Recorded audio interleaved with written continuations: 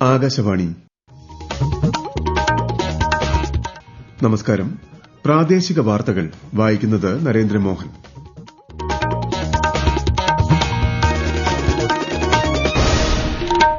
പ്രധാന വാർത്തകൾ.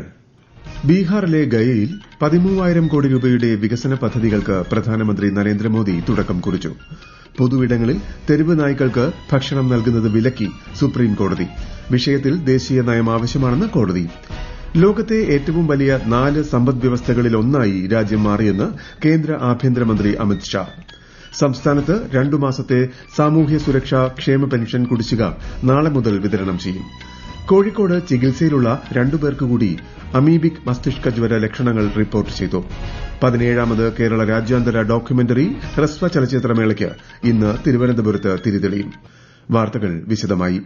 ബീഹാറിലെ ഗയയിൽ 13,000 കോടി രൂപയുടെ വികസന പദ്ധതികൾക്ക് പ്രധാനമന്ത്രി നരേന്ദ്രമോദി തുടക്കം കുറിച്ചു. ഗംഗാനദിയിലെ ആൻഡ സിമാരിയ പാലം, ഭക്തിയാർപൂർ മുതൽ മൊക്കാമ വരെയുള്ള 4-വരിപ്പാത, ബക്സർ താപവൈദ്യുത നിലയം, മുസാഫർപൂരിലെ ഹോമി ഭാഭ ക്യാൻസർ ആശുപത്രി എന്നീ പദ്ധതികൾ ഇതിൽ ഉൾപ്പെടുന്നു.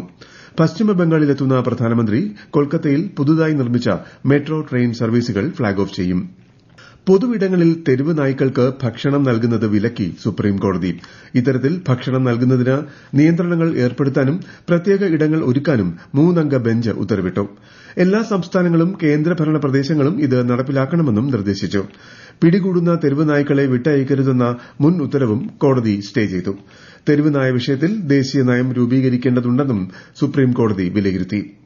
തെരുവ് നായ പ്രശ്നത്തിൽ നിലവിലെ ABC ചട്ടങ്ങളിൽ മാറ്റം ആവശ്യമാണെന്ന് ആവർത്തിച്ച് MP രാജേഷ്. പ്രായോഗികവും ശാസ്ത്രീയവുമായ പരിഹാരമാണ് വേണ്ടതെന്നും അദ്ദേഹം പറഞ്ഞു. ഇപ്പോ പിടിച്ച എല്ലാ തെരുവ് നായ്ക്കളെയും ഇമ്മ്യൂണൈസ് ചെയ്ത് സ്റ്റെറിലൈസ് ചെയ്ത് തിരിച്ചുവിടണം എന്നാണ് സുപ്രീംകോടതി പറഞ്ഞിട്ടുള്ളത്. നിലവിലുള്ള ABC ചട്ടങ്ങൾ അപ്രായോഗികമാണ്. ഈ ചട്ടം പൊളിച്ചെഴുതിയേ പറ്റൂ. ഫലപ്രദമായിട്ടുള്ള നടപടികളുമായിട്ട് കേന്ദ്രം വരണം. അതിന് സുപ്രീംകോടതിയുടെ ഇടപെടൽ സഹായിക്കുമെന്നാണ് ഞാൻ പ്രതീക്ഷിക്കുന്നത്. ഇപ്പോഴത്തെ സ്ഥിതിക്ക് അയവുണ്ടാക്കണമെങ്കിൽ ഒരു നിയന്ത്രിതമായ കള്ളിംഗ് ആവശ്യമായിട്ട് വരും എന്നാണ് വിദഗ്ധർ പറയുന്നത്. പ്രായോഗികമായിട്ട് എന്താണോ പരിഹാരം, ശാസ്ത്രീയമായിട്ടുള്ള പരിഹാരം എന്താണോ അത് ആലോചിക്കേണ്ടി വരും. എല്ലാ തെരുവ് പട്ടികളെയും കൊന്നൊടുക്കണം എന്നതല്ല പരിഹാരം. എന്നാൽ ഒന്നിനെയും തൊടാൻ പാടില്ല എന്നുള്ളതുമല്ല. സാമൂഹ്യ സുരക്ഷാ ക്ഷേമനിധി പെൻഷൻ ഗുണഭോക്താക്കൾക്ക് സംസ്ഥാന സർക്കാരിന്റെ ഓണസമ്മാനമായി 2 ഗഡു ക്ഷേമ പെൻഷൻ ലഭിക്കും. ഇതിനായി 1,679 കോടി രൂപ അനുവദിച്ചതായി ധനമന്ത്രി KN ബാലഗോപാൽ അറിയിച്ചു. 62 ലക്ഷത്തോളം പേർക്കാണ് ഓണത്തിന് 3,200 രൂപ വീതം പെൻഷൻ ലഭിക്കുന്നത്. ഓഗസ്റ്റിലെ പെൻഷന് പുറമെ 1 ഗഡു കുടിശ്ശിക കൂടിയാണ് അനുവദിച്ചത്. നാളെ മുതൽ വിതരണം ആരംഭിക്കും. ലോകത്തെ ഏറ്റവും വലിയ 4 സമ്പദ്വ്യവസ്ഥകളിൽ ഒന്നായി രാജ്യം മാറിയെന്ന് കേന്ദ്ര ആഭ്യന്തരമന്ത്രി അമിത് ഷാ. പ്രധാനമന്ത്രി നരേന്ദ്രമോദിയുടെ ഭരണത്തിന് കീഴിൽ പുതുയുഗത്തിന് തുടക്കമായതായും അദ്ദേഹം പറഞ്ഞു. തദ്ദേശ തെരഞ്ഞെടുപ്പിൽ BJP 25% സീറ്റ് നേടുമെന്നും കൊച്ചിയിൽ നടന്ന മാധ്യമ കോൺക്ലേവിൽ ശ്രീ അമിത് ഷാ പറഞ്ഞു. हर क्षेत्र में नरेंद्र मोदी सरकार ने रिफॉर्म भी किए, फैसले भी लिए और GST जैसा असंभव लगने वाला काम भी बहुत अच्छे तरीके से कम विवाद में पूरा किया और इसके कारण आज हमारे देश की इकोनॉमी टॉप 4 इकोनॉमी में शुमार हुई है. കൊച്ചിയിൽ ഇന്ന് നടക്കുന്ന BJP സംസ്ഥാന നേതൃയോഗം ശ്രീ അമിത് ഷാ ഉദ്ഘാടനം ചെയ്യും. തദ്ദേശ തെരഞ്ഞെടുപ്പ് മുന്നൊരുക്കങ്ങൾ യോഗം ചർച്ച ചെയ്യും. കേരള സന്ദർശനത്തിന് ശേഷം തമിഴ്നാട്ടിലെത്തുന്ന ശ്രീ അമിത് ഷാ തിരുനെൽവേലിയിൽ BJP ബൂത്ത് കമ്മിറ്റി യോഗത്തിൽ പങ്കെടുക്കും. സുരക്ഷിത ജലലഭ്യതയും ജലജന്യ രോഗപ്രതിരോധവും ലക്ഷ്യമിട്ട് സംസ്ഥാന വ്യാപകമായി ജലമാണ് ജീവൻ എന്ന പേരിൽ ജനകീയ തീവ്ര കർമ്മ പരിപാടി സംഘടിപ്പിക്കും. ഹരിത കേരളം മിഷൻ തദ്ദേശ സ്വയംഭരണ സ്ഥാപനങ്ങളുമായി ചേർന്ന് വിവിധ വകുപ്പുകളുടെ സഹകരണത്തോടെയാണ് പരിപാടി സംഘടിപ്പിക്കുന്നത്. ഇതിന്റെ ഭാഗമായി ഈ മാസം 30, 31 തീയതികളിൽ എല്ലാ കിണറുകളിലും ക്ലോറിനേഷൻ നടത്തും. അമീബിക് മസ്തിഷ്ക ജ്വരം പോലെയുള്ള മാരക രോഗങ്ങൾക്ക് കാരണമാകുന്ന സൂക്ഷ്മജീവികളെ പ്രതിരോധിക്കാനാണ് ഇത്. കോഴിക്കോട് ചികിത്സയിലുള്ള 2 പേർക്ക് കൂടി അമീബിക് മസ്തിഷ്ക ജ്വര ലക്ഷണങ്ങൾ റിപ്പോർട്ട് ചെയ്തു. രോഗം ബാധിച്ച് മരിച്ച താമരശ്ശേരി സ്വദേശി 9 വയസ്സുകാരിയുടെ 7 വയസ്സുള്ള സഹോദരനും ചേലേമ്പ്ര സ്വദേശിയായ 59-കാരനുമാണ് അമീബിക് മസ്തിഷ്ക ജ്വരം ലക്ഷണങ്ങളോടെ മെഡിക്കൽ കോളേജിൽ ചികിത്സയിലുള്ളത്. നിലവിൽ 3 പേർ കോഴിക്കോട് മെഡിക്കൽ കോളേജിൽ ചികിത്സയിലാണ്. പീരുമേട് എംഎൽഎ വാഴൂർ സോമന്റെ സംസ്കാരം ഇന്ന് പഴയ പമ്പനാർ SK ആനന്ദൻ സ്മൃതി മണ്ഡപത്തിന് സമീപം വൈകിട്ടാണ് സംസ്കാരം. വണ്ടിപ്പെരിയാർ ടൌൺഹാളിൽ രാവിലെ പൊതുദർശനത്തിന് വെച്ച മൃതദേഹത്തിൽ നിരവധി പേർ അന്തിമോപചാരം അർപ്പിച്ചു. തിരുവനന്തപുരത്ത് ഇന്നലെ നടന്ന പരിപാടിയിൽ പങ്കെടുക്കുന്നതിനിടെ ദേഹാസ്വാസ്ഥ്യം അനുഭവപ്പെട്ട അദ്ദേഹത്തെ ആശുപത്രിയിൽ എത്തിച്ചെങ്കിലും ജീവൻ രക്ഷിക്കാനായില്ല. ഈ വാർത്തകൾ ആകാശവാണിയിൽ നിന്നും. ആകാശവാണി വാർത്തകളും വാർത്താ അധിഷ്ഠിത പരിപാടികളും All India Radio news Thiruvananthapuram YouTube ചാനലിലും at All India Radio news Thiruvananthapuram Facebook പേജിലും AIR ന്യൂസ് _ ഇൻസ്റ്റഗ്രാം അക്കൌണ്ടിലും at AIR news _TVM X ഹാൻഡിലും ലഭ്യമാണ്. 17ാമത് കേരള രാജ്യാന്തര ഡോക്യുമെന്ററി ഹ്രസ്വ ചലച്ചിത്രമേളയ്ക്ക് ഇന്ന് തിരുവനന്തപുരത്ത് തിരിതെളിയും. കൈരളി തിയേറ്ററിൽ വൈകുന്നേരം നടക്കുന്ന ചടങ്ങിൽ മന്ത്രി സജി ചെറിയാൻ മേള ഉദ്ഘാടനം ചെയ്യും. ഫ്രം ഗ്രൌണ്ട് സീറോ ആണ് ആദ്യ ഉദ്ഘാടന ചിത്രം. ഈ മാസം 27 വരെ നടക്കുന്ന മേളയിൽ 300ഓളം ചിത്രങ്ങൾ പ്രദർശിപ്പിക്കും. സംസ്ഥാന സർക്കാരിന്റെ ഈ വർഷത്തെ ഓണം വാരാഘോഷ പരിപാടികളുടെ ഫെസ്റ്റിവൽ ഓഫീസ് തിരുവനന്തപുരത്തെ ടൂറിസം ഡയറക്ടറേറ്റിൽ തുറന്നു. മന്ത്രി PA മുഹമ്മദ് റിയാസ് ഉദ്ഘാടനം ചെയ്തു. 2025ലെ ഓണാഘോഷ പരിപാടികളുടെ ലോഗോ മന്ത്രി GR അനിൽ മന്ത്രി V ശിവൻകുട്ടിക്ക് നൽകി പ്രകാശനം ചെയ്തു. അടുത്ത മാസം 3 മുതൽ 9 വരെയാണ് ഓണം വാരാഘോഷ പരിപാടികൾ. 71ാമത് നെഹ്റു ട്രോഫി ജലോത്സവത്തിനുള്ള ഒരുക്കങ്ങൾ പുരോഗമിക്കുന്നു. വള്ളം കളിയുടെ ഭാഗ്യചിഹ്നമായ കളിവള്ളം തുഴയുന്ന കാക്കത്തമ്പുരാട്ടിക്ക് കാത്തു എന്ന പേരിട്ടു. കൂടുതൽ വിവരങ്ങളുമായി ആകാശവാണി ആലപ്പുഴ ജില്ലാ പ്രതിനിധി R രവികുമാർ. ഇക്കൊല്ലത്തെ നെഹ്റു ട്രോഫി ജലോത്സവത്തിൽ മത്സരിക്കാൻ ഇതുവരെ 71 വള്ളങ്ങളാണ് രജിസ്റ്റർ ചെയ്തിട്ടുള്ളത്. ചുണ്ടൻ വള്ളങ്ങളുടെ ഇനത്തിൽ 21 എണ്ണമുണ്ട്. 4 വള്ളങ്ങളുള്ള 5 ഹീറ്റ്സ് നടത്തിയാലും ചുണ്ടൻ വള്ളങ്ങളുടെ വിഭാഗത്തിൽ ഒരെണ്ണം ബാക്കിയാകും. വനിതകൾ മത്സരിക്കുന്ന തെക്കനോട് വിഭാഗത്തിൽ 2 വള്ളങ്ങളേ ഉള്ളൂ.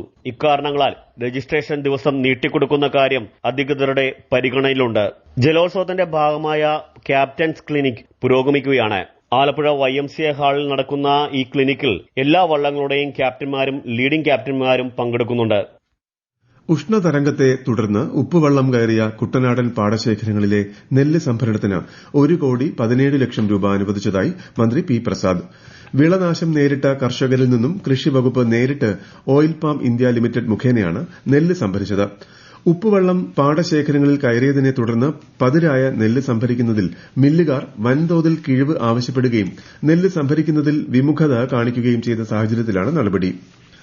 കേന്ദ്ര സർക്കാരിന്റെ സ്വദേശി ദർശൻ പദ്ധതിയിൽ ഉൾപ്പെടുത്തിയ മലമ്പുഴ ഉദ്യാനത്തിന്റെ നവീകരണ പ്രവൃത്തികൾക്ക് തുടക്കമായി. മൈസൂർ വൃന്ദാവൻ മാതൃകയിലായിരിക്കും നവീകരണം. ആകാശവാണി പാലക്കാട് ജില്ലാ പ്രതിനിധി ഫൈസൽ അലിമുത്ത് തയ്യാറാക്കിയ റിപ്പോർട്ട്.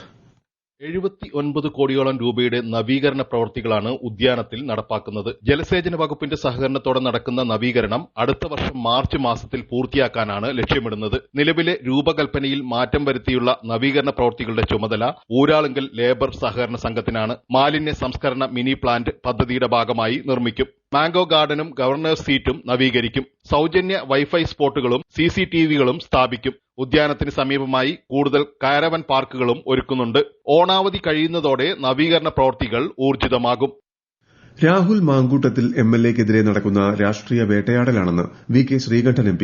ആരോപണം ഉന്നയിച്ച് രംഗത്തുവന്ന ഒരു വ്യക്തി പോലും രേഖാമൂലം പരാതി നൽകിയിട്ടില്ലെന്നും അദ്ദേഹം പാലക്കാട് മാധ്യമങ്ങളോട് പറഞ്ഞു. അതേസമയം രാഹുൽ മാങ്കൂട്ടത്തിൽ MLA സ്ഥാനത്ത് തുടരുന്നത് ജനാധിപത്യത്തിന് അപമാനകരമാണെന്ന് മുൻ കേന്ദ്ര സഹമന്ത്രി V മുരളീധരൻ പ്രതികരിച്ചു. കോട്ടയം CMS കോളേജിലെ യൂണിയൻ തെരഞ്ഞെടുപ്പിൽ KSUവിന് വൻ വിജയം. 15ൽ 14 സീറ്റും നേടിയാണ് KSU വിജയിച്ചത്. 37 വർഷങ്ങൾക്ക് ശേഷമാണ് ഇവിടെ KSU യൂണിയൻ പിടിച്ചെടുത്തത്. ഷൊർണൂർ നിലമ്പൂർ പാതയിൽ രാത്രികാല മെമു സർവീസ് നാളെ മുതൽ ആരംഭിക്കും. എറണാകുളം ഷൊർണൂർ മെമുവാണ് നിലമ്പൂരിലേക്ക് സർവീസ് നീട്ടുന്നത്.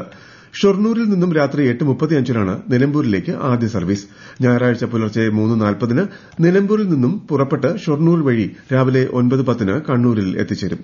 എറണാകുളത്ത് നിന്നും വൈകിട്ട് 5:40 ട്രെയിൻ പുറപ്പെടും.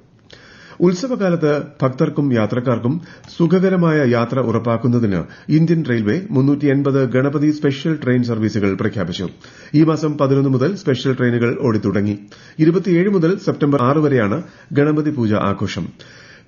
കേരള ക്രിക്കറ്റ് ലീഗിൽ ഇന്ന് നടക്കുന്ന ആദ്യ മത്സരത്തിൽ ആലപ്പി റിപ്പിൾസ് തൃശൂർ ടൈറ്റൻസിനെ നേരിടും. ഉച്ചയ്ക്ക് 2:30-നാണ് മത്സരം. പ്രധാന വാർത്തകൾ വീണ്ടും. ബീഹാറിലെ ഗയയിൽ 13,000 കോടി രൂപയുടെ വികസന പദ്ധതികൾക്ക് പ്രധാനമന്ത്രി നരേന്ദ്രമോദി തുടക്കം കുറിച്ചു. പൊതുവിടങ്ങളിൽ തെരുവ് നായ്ക്കൾക്ക് ഭക്ഷണം നൽകുന്നത് വിലക്കി സുപ്രീംകോടതി. വിഷയത്തിൽ ദേശീയ നയം ആവശ്യമാണെന്ന് കോടതി. ലോകത്തെ ഏറ്റവും വലിയ 4 സമ്പദ് വ്യവസ്ഥകളിലൊന്നായി രാജ്യം മാറിയെന്ന് കേന്ദ്ര ആഭ്യന്തരമന്ത്രി അമിത് ഷാ. സംസ്ഥാനത്ത് 2 മാസത്തെ സാമൂഹ്യ സുരക്ഷാ ക്ഷേമ പെൻഷൻ നാളെ മുതൽ വിതരണം ചെയ്യും. കോഴിക്കോട് ചികിത്സയിലുള്ള 2 പേർക്ക് കൂടി അമീബിക് മസ്തിഷ്ക ജ്വര ലക്ഷണങ്ങൾ റിപ്പോർട്ട് ചെയ്തു. 17ാമത് കേരള രാജ്യാന്തര ഡോക്യുമെന്ററി ഹ്രസ്വ ചലച്ചിത്രമേളയ്ക്ക് ഇന്ന് തിരുവനന്തപുരത്ത് തിരിതെളിയും. പ്രാദേശിക വാർത്തകൾ കഴിഞ്ഞു. അടുത്ത വാർത്താ പ്രക്ഷേപണം 12:50-ന്.